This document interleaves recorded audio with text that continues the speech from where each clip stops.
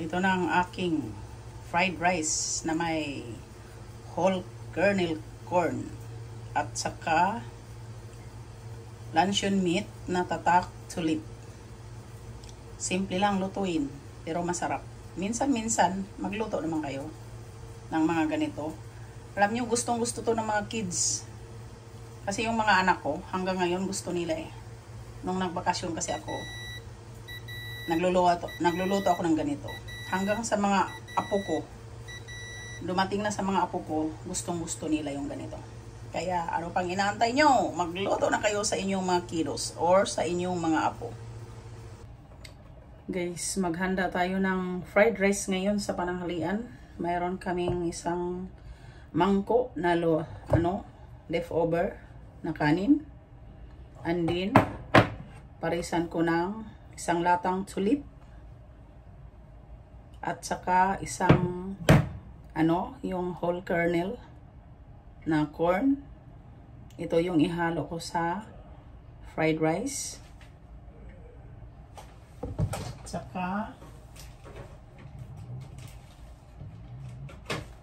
dalawang itlog lang ihalo ko kasi yan ang ihalo ko. Yan, buksan natin ang luncheon meat para hiwa-hiwain. Yung lumang kanin kasi pinag-iipon ko muna yan. Kasi magsaing kasi hindi naman nauubos talaga. Kasi si lolo lang ang kumakain. Madalas pananghalian lang naman kami. Yan. Ito'y uubusin na natin kasi hindi na yung magtabi-tabi pa. Okay. Tsaka paborito pa naman ito ng pamilya ko, Pilipinas. Yung ganitong fried rice. Pag ako, masarap yung ganito. Okay.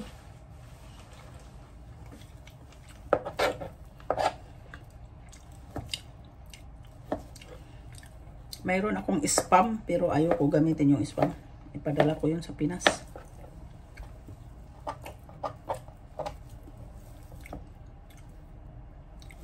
Pag ganitong halo nyo sa fried rice guys, huwag nyong damihan ng asin fried rice nyo kasi ito may timpla na kasi itong dilata.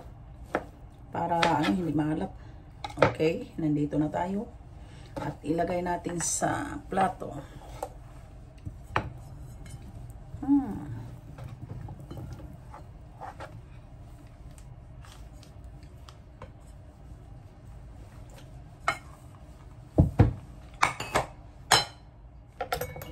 Ito yung mais.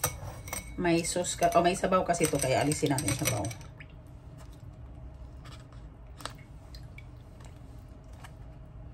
Sana yung gunting.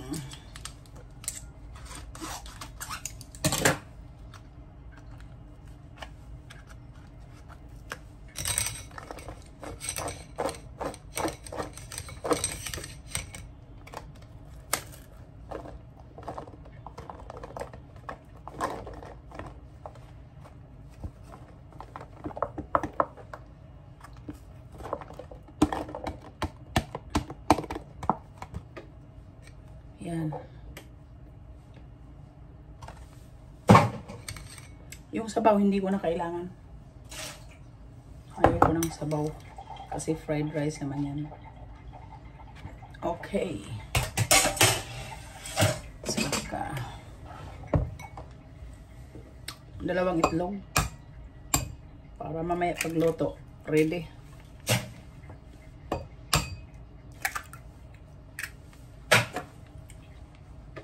So, ito ang ingredients.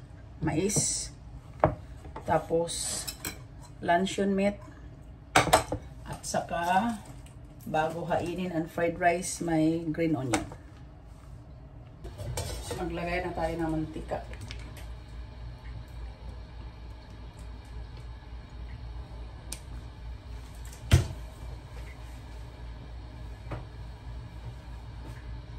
Guys, ang itlog, pwede nyo isama doon sa kanin.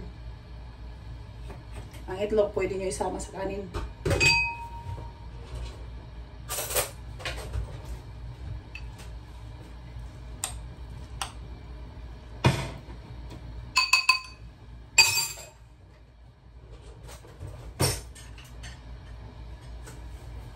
Ngayon, iluto na natin.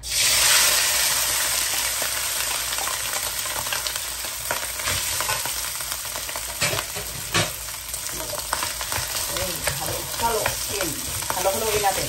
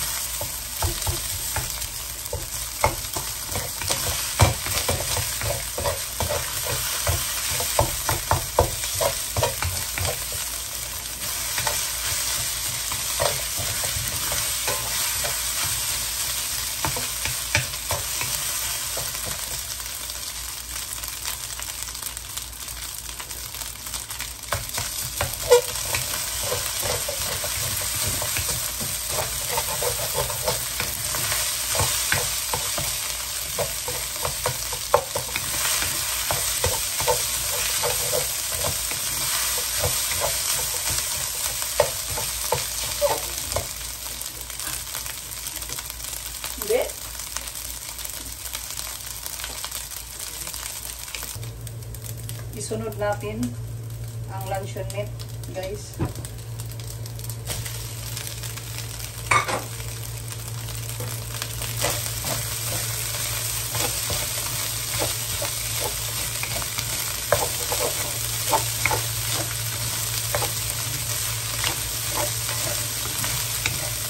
Gamit ko yung sulit na brand.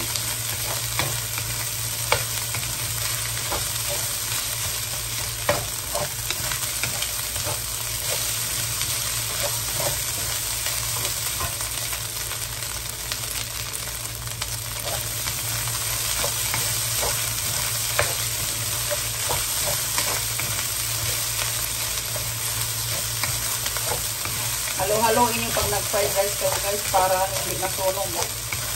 Huwag yung tigilat halo-halo.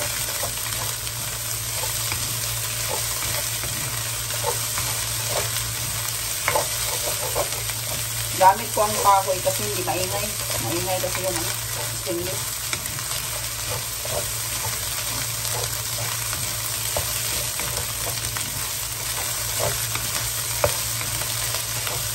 Hindi na ako ng carrots kasi yung mais kasi marami yun. Tama na yung mais. Basta importante may gulay ng halo.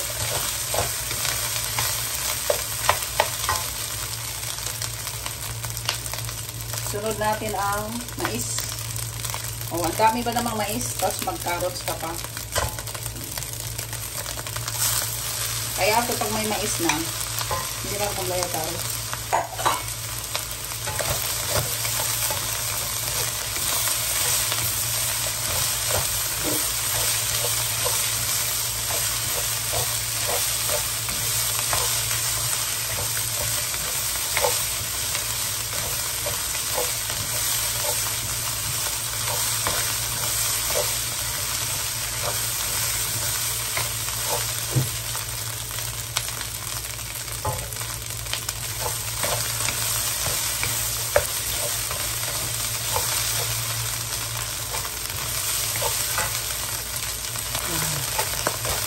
Halo-haloin nyo lang.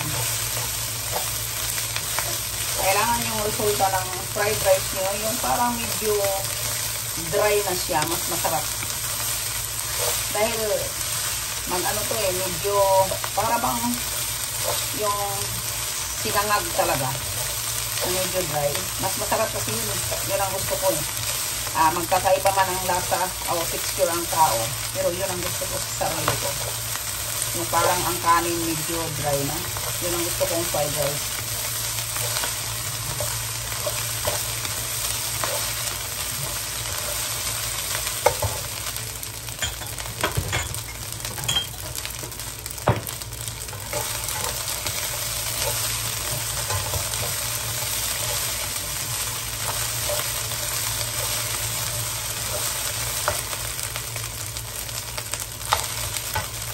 Ngayon guys, timplahan ko na siya.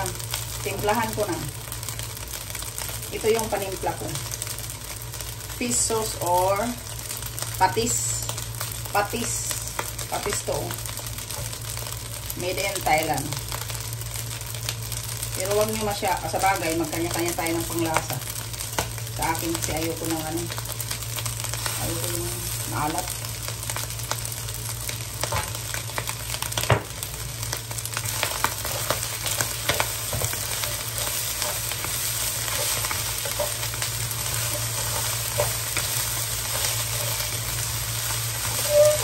Pag ganon, paghalo nyo ng itlog guys, ilagay nyo na sa kanin, maganda kasi mapino siya eh. Hindi siya magbuo-buo ba. Mas maganda yung ganon.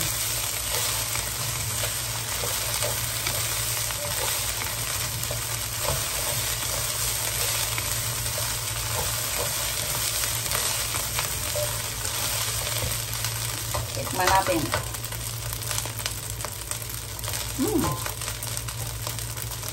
Grabe.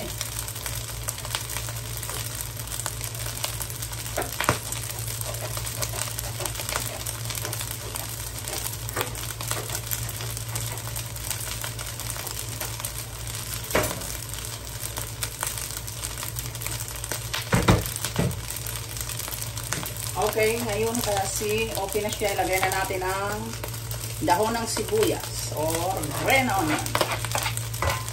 Green onion.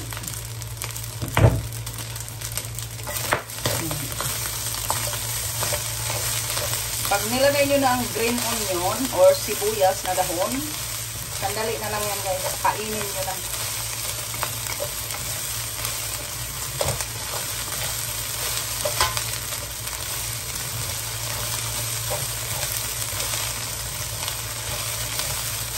Okay. Okay. Ilalagay na natin sa bowl ang ating masarap na fried rice.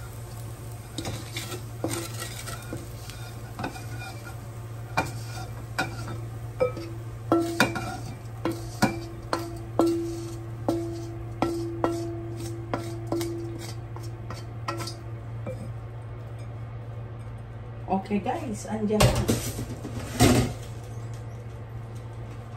Yes, ang masarap na fried rice. Andito na.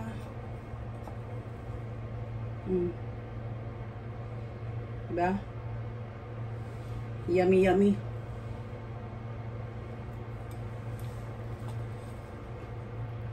Maganda to kakain kami medyo malamig na. Diba? Sarap yan.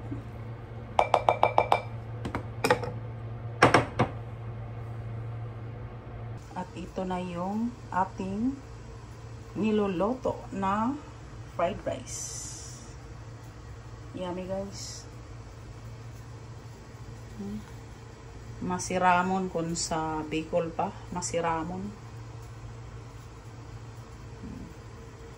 Masiramon ang fried rice. Luto kayo minsan-minsan. Hindi naman sobrang kamahalan ang dilata. Para naman ano, mga bata, gustong-gusto ng mga bata kasi. Mga ganito, gustong-gusto ng mga bata. Kung wala kayong lumang kanin, magsaing kayo, sadyain nyo pagsaing. Nandyan na ang ulam, nandyan ang gulay, di ba? Wala nang isipin pa. Para isa ng kape or gatas sa mga bata ba?